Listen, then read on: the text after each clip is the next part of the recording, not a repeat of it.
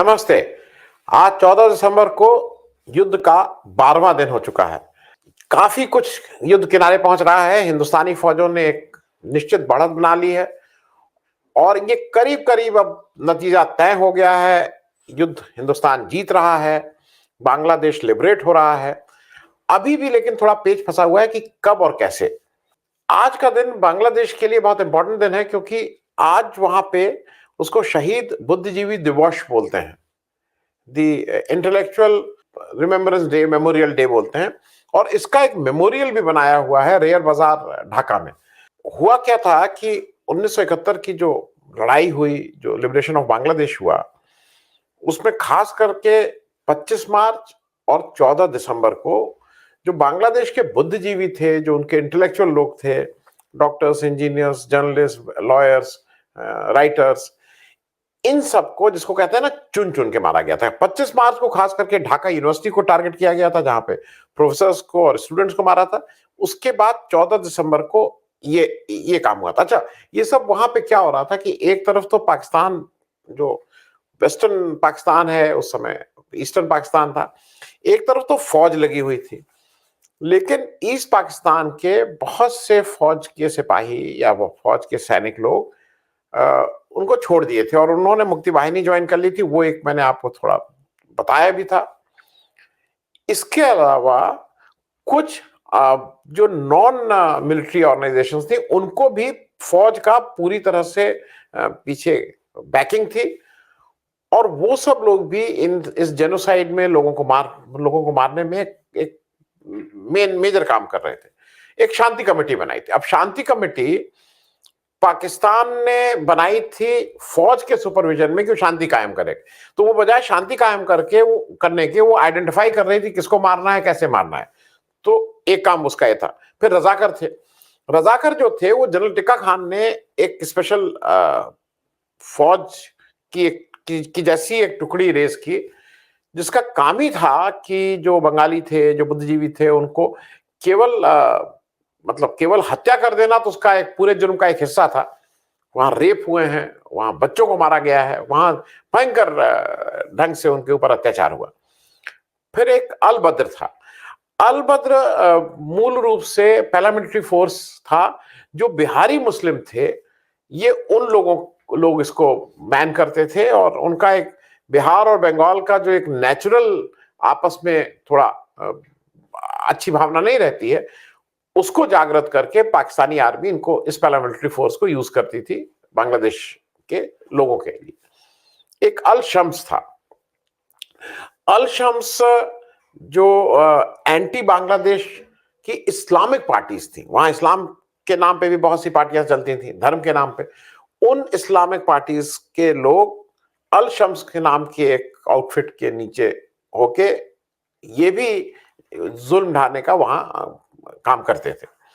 अच्छा, ये जब 14 दिसंबर को ये मोर और लेस क्लियर हो गया कि अब पाकिस्तान की फौज हार रही है, तो जो भी वहां के का नेतृत्व था, वो वेस्ट पाकिस्तान का था, वहां का लोकल नेतृत्व था, उनको लगा कि बांग्लादेश को इंटेलेक्चुअली कैसे क्रिपल कर दिया जाए। तो उन्होंने, इसको कहते नहीं, चुन चुन के वहां के टीचर्स को, इंटेलेक्चुअल्स को, राइटर्स को, डॉक्टर्स को, इंजीनियर्स को, लॉयर्स को, इस तरह के जर्नलिस्ट को टारगेट किया। ऐसा कहा जाता है कि करीब जो है कि 1000 के आसपास केवल टीचर ही टीचर मारे गए थे। तो ये इसको आज भी बांग्लादेश इसको याद करता है शहीद बुद्धिजीवी दिवस के रूप में। मैं आज दो लोगों से आपकी बातचीत करा रहा हूं। पहले जो मैं बातचीत करा रहा हूं वो प्रोफेसर इश्तियाक अहमद है। इश्तियाक अहमद साहब मूल रूप से पाकिस्तानी, स्वीडन में रहते हैं, पॉलिटिकल साइंस के प्रोफेसर, और बहुत सी किताबें लिखी हैं जिन्हें उन्होंने लिखी थी। मैंने जब उनसे इस पे बात की, उसके बाद तो पाकिस्तान का क्या पक्ष था, पाकिस्तान ने ये जो काम किया उससे पाकिस्तान ने क्या खोया और क्या पाया, इस पे एक प्रोफेसर साहब की नजर। और जब प्रोफेसर साहब को अच्छा लगा, उन्होंने एक, हम लोगों के घर का कोई साथी आ रहे थे स्वीडन से, उन्होंने कहा कोई आ रहा है, हमने कहा, तो उन्होंने एक मुझे इसके बाद एक गिफ्ट भी भेजी है। ये उन्हीं की लिखी हुई है, पाकिस्तान द गैरिसन स्टेट, नाम आम से लिख के भेजी है। ये शायद ऐसा तोहफा होता है ना ये किताब तो आपको कहीं भी मिल जाएगी, जो भी इसका दाम है 1,500 रुपए, लेकिन जो अंदर प्रोफेसर साहब ने लिख के भेजा है वो शायद इंडिया पाकिस्तान की जो जो दोस्ती की बात करते हैं ना, उस दोस्ती का शायद इससे बड़ा मेडल या पदक नहीं मिल सकता है। तो आप पहले प्रोफेसर इश्तियाक अहमद को सुन लीजिए। नमस्ते, आपका एक बार फिर से स्वागत है। आज मेरे साथ डॉक्टर इश्तियाक अहमद हैं, एक ऐसी शख्सियत जिनसे मैंने भी इतिहास के कुछ सफ़ों को, कुछ पन्नों को नए ढंग से पढ़ा और समझा। डॉक्टर इश्तियाक अहमद पाकिस्तान के रहने वाले, आज भी ये मानते हैं कि वो जो बंटवारा हुआ है वो केवल कागज पे हुआ है, दिल एक है, और इस समय स्वीडन में रहते हैं, पढ़ाते हैं, प्रोफेसर हैं, और इन्होंने हिंदुस्तान पाकिस्तान के ऊपर बहुत सी किताबें लिखी हैं। मैं जो जिस किताब को पढ़ के मैं मुरीद हुआ उसका नाम है जिना। जिना की इन्होंने टोटल एक थीसिस मेरे लिए तो है, वो बड़ी किताब है। और एक नए ढंग से अगर आपको समझना हो हिंदुस्तान के पार्टीशन को, तो वो मेरे हिसाब से वो मस्ट है, अगर जिसको हिंदुस्तान के बंटवारे की हिस्ट्री और वो कैसे और क्या हुआ अगर समझना हो तो। डॉक्टर साहब, बहुत बहुत स्वागत है आपका कार्यक्रम में। प्रोफेसर साहब, आज हम लोग थोड़ा बात करेंगे जो थोड़ी दुखती रग है। 71 की जो लड़ाई हुई और जिसमें बांग्लादेश का जन्म हुआ जी, वो मूल रूप से मुझे ऐसा, मेरी जो समझ है, मैं अपनी बात बता लूं। आपके यहाँ 7 दिसंबर 1970 में आपने इलेक्शन किया। उस इलेक्शन में बिल्कुल clear cut majority East Bengal की आवामी लीग पार्टी जो थी उसके नेशनल असेंबली में 160 नुमाइंदे चुन के आए। और उसके बाद जो वेस्ट पाकिस्तान की जो भी लीडरशिप थी उस समय की, भुट्टो साहब और याहिया खान साहब, इन लोगों ने उनको हुकूमत देने से एक तरह से इनकार किया और वहीं से बीज पड़ गया अलग होने का। इस पे थोड़ी रोशनी डाल दें। देखें, बंगालियों के साथ इस किस्म की ज्यादती पहले दिन से पाकिस्तान बनने के साथ हुई। मसलन जो पहली फेडरल कैबिनेट बनी है उसके अंदर महल 14 मिनिस्टर थे, उनमें से एक बंगाली मुस्लिम थे, और जो बड़े नाम थे बंगाल के मुस्लिम लीग के भी, none of them was there. Fazlur Rahman साहब थे कोई, जिनका किसी ने पहले जिक्र नहीं था सुना। वहां पे सोरवर्दी थे और भी कई लोग थे। But so 55% population of Pakistan, और उसके अंदर उर्दू स्पीकिंग ओवर रिप्रेजेंटेशन थी उस कैबिनेट में। हालांकि वो 3 to 4% पॉपुलेशन थी पाकिस्तान की, पाकिस्तान बनने के बाद।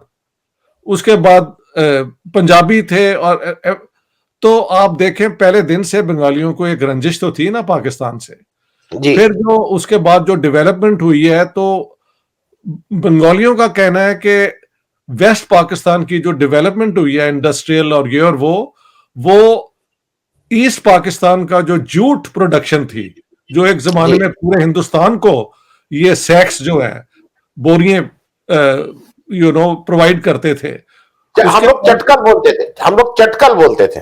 अच्छा, तो वो जूट जो है वो उसकी एक्सपोर्ट से पाकिस्तान को फॉरेन एक्सचेंज मिला, लेकिन बजाय ईस्ट पाकिस्तान में उसको इन्वेस्ट करने के, वो ज्यादा वेस्ट पाकिस्तान में हुआ।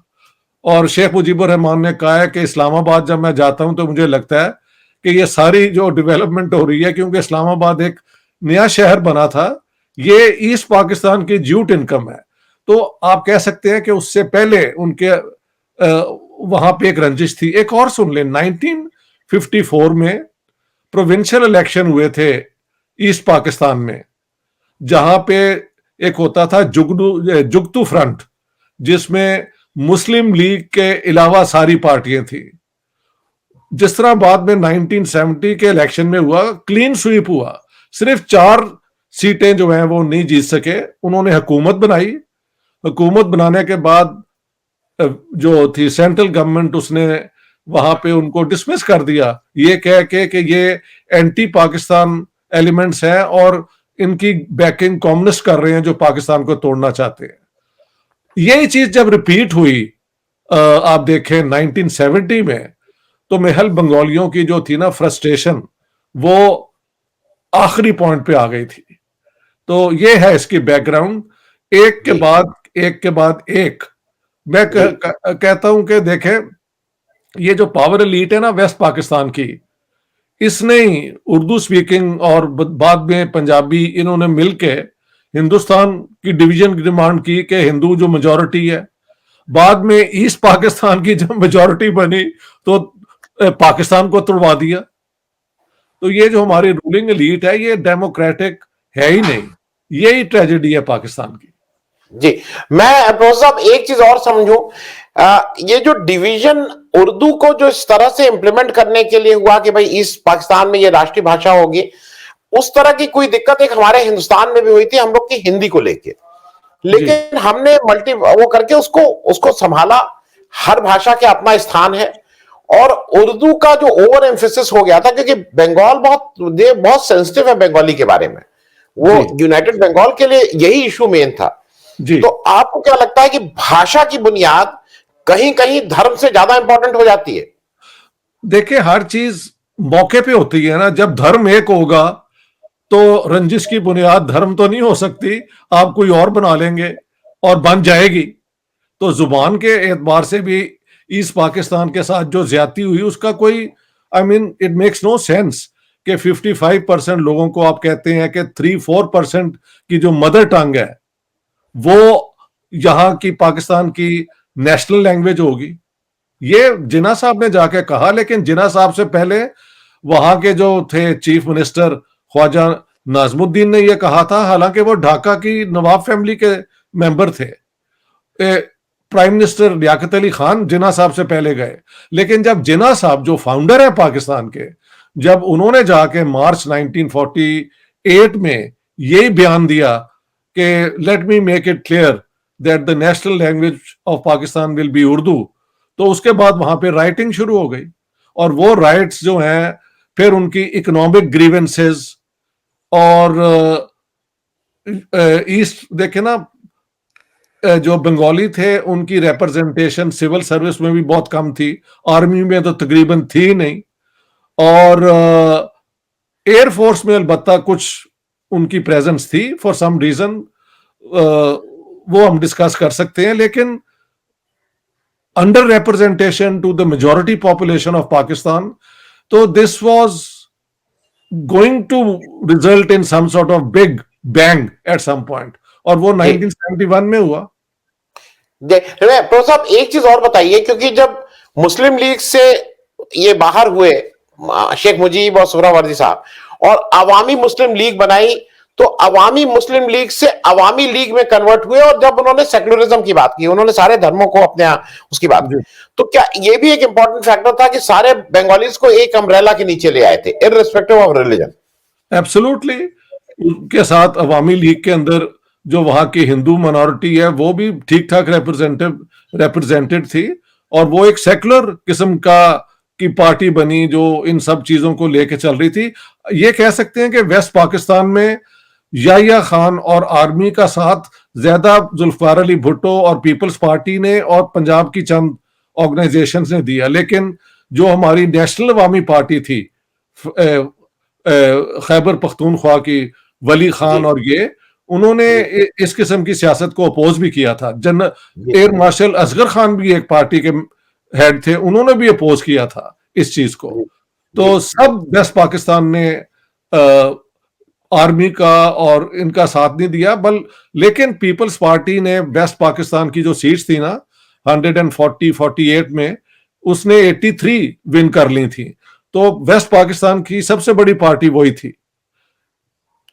वेस्ट पाकिस्तान में बाकी पार्टीज भी थी ना, जमीयत उलमा इस्लाम थी और नेशनल अवामी पार्टी थी, उधर बंगालियों, उधर बलोच अपनी ऑर्गेनाइजेशन रखते थे। तो इस तरह थी बात। मुस्लिम लीग कोई भी सेक्शन थे। हाँ जी प्रोफेसर, वो मुझे फिगर्स याद हैं क्योंकि मैंने अभी उसको फिर से रिफ्रेश किया था। मैंने अपनी किताब एक जो मेरी अभी पब्लिश में क्या पढ़ी हुई है, 300 कुल सीटें थी, 13 सीटों को नॉमिनेट होना होता था, 300 सीटों पे इलेक्शन होता था नेशनल असेंबली का। एक 162 seats in East Pakistan, 138 in West Pakistan. अच्छा 138, हाँ, उस 162 सीट मतलब टोटल सीट जो लड़ी थी Awami League 170, 8 seats in West Pakistan, 162 all seats in East Pakistan, और उस 162 में 160 सीट जीत गई थी। बिल्कुल सही है, बिल्कुल सही है। हाँ, भुट्टो साहब 138 में उन्होंने टोटल 120 लड़े थे, उन्होंने ईस्ट पाकिस्तान में किसी को नहीं लड़ाया था, एंड जी। He won 81 seats. अच्छा, अब उसके बाद 81, उनका, ठीक है। हाँ 81, और उनका ये लॉजिक था कि how east Pakistan can come and rule over Pakistan. अरे भाई, अगर मेजोरिटी हार गए हो तो फिर तो तुम्हें मतलब खेल में तो खेल की तरह खेलना होगा। डेमोक्रेसी अगर कहते हैं तो वो डेमोक्रेसी का गला घोटने का काम भुट्टो साहब ने किया था कि नहीं, आपको क्या लगता है? बेशक किया था। मैं तो उस एक महल मिलियंस का वो एक इज्तिमा था बादशाह मस्जिद लाहौर के जो है ना उसके करीब, जहां पे भुट्टो साहब ने मियां महमूद अली कसूरी जो इनके लॉ मिनिस्टर थे, और वो बड़े एनलाइटेंड आदमी थे, प्रोग्रेसिव आदमी थे, उनका हाथ ऊंचा करके कहा कि हम वो हाथ तोड़ देंगे, लाते तोड़ देंगे जो ईस्ट पाकिस्तान के साथ यानी अवामी लीग के साथ कोई समझौते की बात करेंगे। तो भुट्टो साहब ने तो पूरा अपोज किया, बल्कि याह्या खान, मैंने अपनी, अगर आपने किताब देखी है तो एक जगह पे शो होता है कि याह्या खान की और शेख मुजीब की जो मीटिंग्स हुई, तो याह्या खान ने कहा भी हमें ये लगता है कि आप ये जो 6 पॉइंट्स के बुनियाद पे आपने एक और बात बता दूं, बाद में बताता हूं ये कहने के बाद, कि ये जो है ये तो आप पाकिस्तान के खिलाफ हैं। तो वहां पे ऑन रिकॉर्ड है, उसने कहा कि नहीं, we want you to be the president of Pakistan, यानी याह्या खान, हम कैसे पाकिस्तान के खिलाफ हो सकते हैं। इसी तरह जाते जाते याह्या खान ने कहा था my prime minister, and he meant Sheikh Mujibur Rahman. लेकिन when he came back to West Pakistan, तो पीपल्स पार्टी ने यह शोर मचा दिया कि इधर हमारे पास मैंडेट है, उधर उनके पास है, तो वन साइड कैसे पूरे पाकिस्तान पे अपने मैंडेट को इंपोज कर सकती है, ऐसे हुआ था। जी तो नहीं, और डेफिनेटली जो भुट्टो आप, साहब, जी जो आप कह रहे थे शायद वो बात, वो यह्या खान साहब लास्ट तक गए हैं, मतलब वो मार्च में ढाका गए हैं, मुलाकात किए हैं और फिर वापस आए हैं, ये जो शायद जी जी जी उसी जी, मुलाकात की बिल्कुल बात। बिल्कुल। उसमें यह भी है कि एक मैंने और आर्ग्यू किया कि जो 6 पॉइंट्स अवामी लीग ने अपनी कैंपेन मैनिफेस्टो बनाया था, उसमें बिल्कुल जाहिर था कि वो एक डिसेंट्रलाइज, बल्कि एक पाकिस्तान कॉन्फेडरेशन की बात कर रहे थे। 2 currencies, no flight of capital from East Pakistan to West Pakistan, और वो कह रहे थे कि अपनी डिफेंस के लिए हम अपनी आर्म फोर्सेस भी रेस करेंगे। उसकी क्या वजह है कि 1965 वॉर में जो जंग इंडिया पाकिस्तान की हुई, तो वेस्ट ईस्ट पाकिस्तान की डिफेंस के लिए तो कोई वहां पे था ही नहीं। अगर इंडिया चाहता तो they could just walk into East Pakistan, because there would be no military opposition, लेकिन इंडिया डिड नॉट।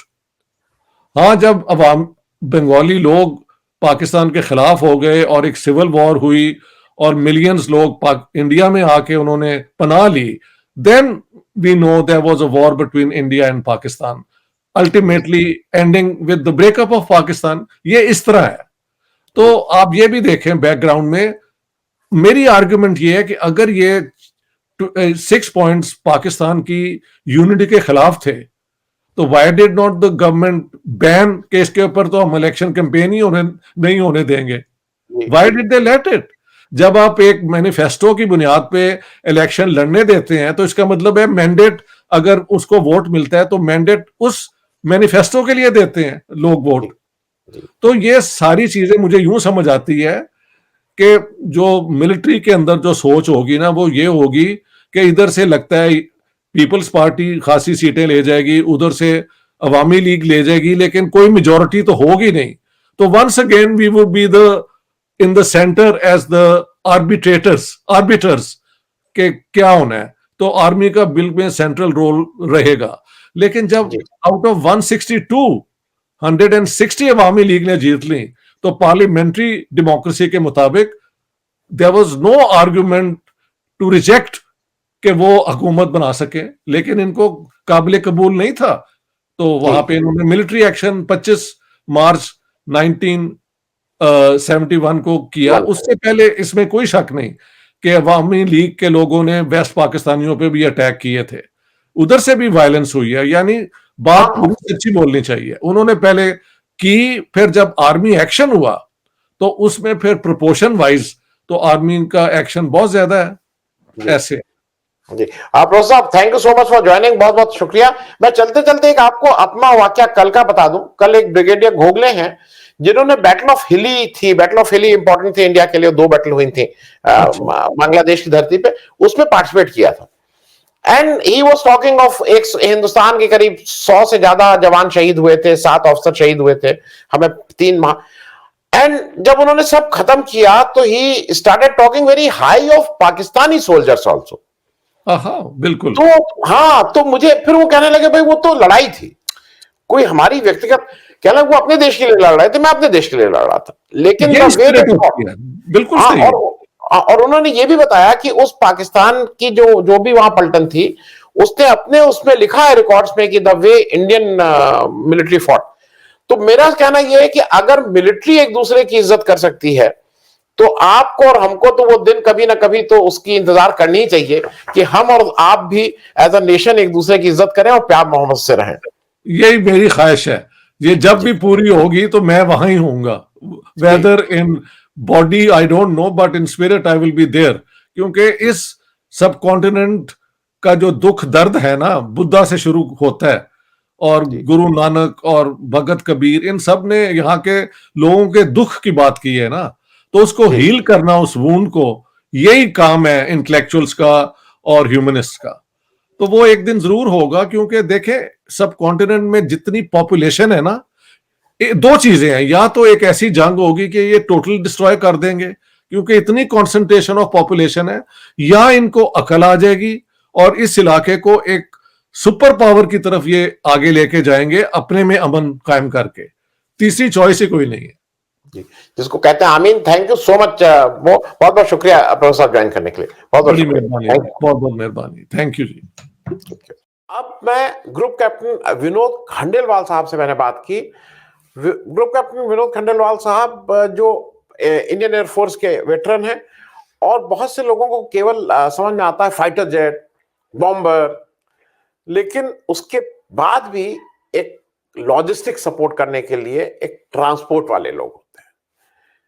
वो जब कोई आपकी कोई भी फौज जब आक्रमण करती है तो उनको रसद, उनके लोग पहुंचाना, ये सब करना उसका काम होता है। ये मैंने पहले भी कहा है, मैं फिर कह रहा हूं, स्ट्रैटेजी तो कमरे में बैठ के बनती है, लॉजिस्टिक्स जमीन पे होती है। तो ग्रुप कैप्टन खंडेलवाल को सुनिए, क्योंकि इन लोगों ने अद्भुत काम किया था। और ये केवल ये नहीं करते हैं, अगर कोई हताहत होता है, किसी को चोट लगती है, किसी को इलाज की जरूरत होती है, तो फील्ड से उनको वापस ले आना, बेस तक भी इनका काम होता है। तो खंडेलवाल साहब को सुनिए, और कल फिर मिलेंगे। तब तक जय हिंद, जय Bangla. I am Group Captain Vinod Khandelwal, a veteran having served in the Indian Air Force for 30 years. This is a very special occasion when we are celebrating the Swarnim Vijay Varsh of the 1971 Indo-Pak War, which led to the formation of a new country, that is Bangladesh. I would like to take this occasion to pay homage to our CDS General Rawat, who unfortunately died in an air crash along with 12 other people. Group Captain Varun Singh, the lone survivor, is now recovering in the Air Force Hospital in Bengaluru, and I wish him all the best. One of the defining moments of this particular war was the battalion dropping almost 1,000 people and their equipment at Tangel, just north of Dhaka, because Dhaka had to be captured to win this particular war and liberate East Pakistan. It was my proud privilege to having participated as an aircrew in this particular drop. As all of you would be aware, that the background to this problem arose when the Awami League won a landslide victory in East Pakistan in the general elections held in 1971 under Sheikh Mujibur Rahman. This led to a call for self-determination, which was not acceptable to the government of Pakistan, who on the 26th of March 1971 launched Operation Searchlight. Basically, it was to subdue the population of East Pakistan, consisting of Bengalis and other ethnic groups, resulting in massive genocide where lakhs of people were killed, maimed, raped. Obviously, the population decided to disperse, and there was a big influx, again numbering lakhs, into West Bengal and other adjoining areas in northeast India surrounding or close to the East Pakistan border. Now, camps were set up both domestically as well as with the help of international aid, and these had to be supported. Air Force has a unique advantage. We can move quickly from one place to another, and that is where the transport wing, of which I was a part, played a very big role. Large amount of aid in terms of food, tentage, blankets, being winter season, were being brought in by other countries, and it was our task after that to pick them up and take them across the country or from wherever they were being landed to the campsites, both in northeast India as well as in West Bengal. We had started operating from then itself, from March onwards, though officially the war started on the 3rd of December. 3 months before that, in September, knowing that things were going from bad to worse, and a war is likely to take place or we have to intervene, we moved from our base in Agra to an op location close to Prayagraj. There was a Second World War airfield, some of you might be aware, it's called Fafamau. You can imagine there were something close to 65 to 70 aircraft on one base.